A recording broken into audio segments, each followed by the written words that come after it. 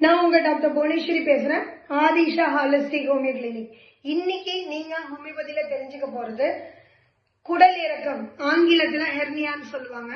அதுக்கு தீர்வு இருக்கா? கண்டிப்பா இருக்குங்க. அறுவை சிகிச்சை தேவையில்லாம பரிபூர்ணமா குணமாக்கிக்கலாம். எப்படி டாக்டர் சொல்றீங்க? நான் எப்பவும் சொல்ற மாதிரி ஹாலிஸ்டிக் அப்ரோச் அண்ட் இண்டிவிஜுவலைசேஷன். நோய் அறிகுறிகளுக்காக மருந்து கொடுக்காம அந்த நோய் வருவதற்கான காரணத்தை கண்டுபிடிச்சி அந்த மனிதருக்கு தகுந்த மருந்தை கொடுக்கும் போது பரிபூர்ணமா குணமாகுங்க. முதல்ல குடல் இறக்கம் எதனால வருது?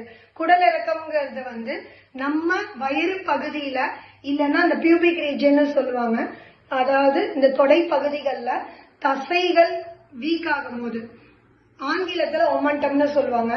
அந்த பகுதிகள் வீக் ஆகும் போது லூஸ் ஆயிருங்க.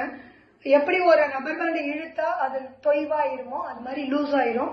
அப்படி லூஸ் ஆகும் போது குடல் அந்த எந்த இடம் வீக் ஆகுதோ அது வழியா வெளியில வருங்க. அதுதான் நம்ம குறையா பாக்குறோம். இதுக்கு அறுவை சிகிச்சை தேவையில்லை. ஹோமியோபதியில நிரந்தரமா தீர்வு பண்ணிக்கலாம்.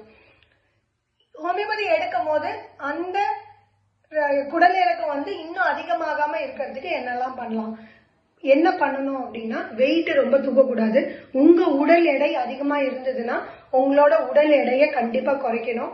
ரொம்ப கடினமான வேலைகளை செய்யக்கூடாது. அது இல்லாம சப்போஸ் உங்களுக்கு டாய்லெட் பிரச்சனை இருக்கு, முக்கி தான் போறீங்க அப்படின்னா மலச்சிக்கல் இல்லாம பாத்துக்கணும். ஏன்னா குடல் இறக்கத்தோட சேர்த்து மலச்சிக்கலும் இருந்தது அப்படின்னா நீங்க முக்கி போகும்போது இன்னும் அதிகமாகும்.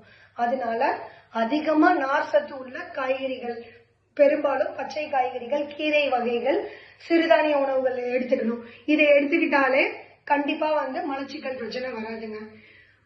இது மாதிரி தகவல்களை தெரிஞ்சுக்கிறதுக்கு என்னோட யூடியூப் சேனல், இன்ஸ்டாகிராம் பேஜை தொடர்ந்து ஃபாலோ பண்ணுங்க.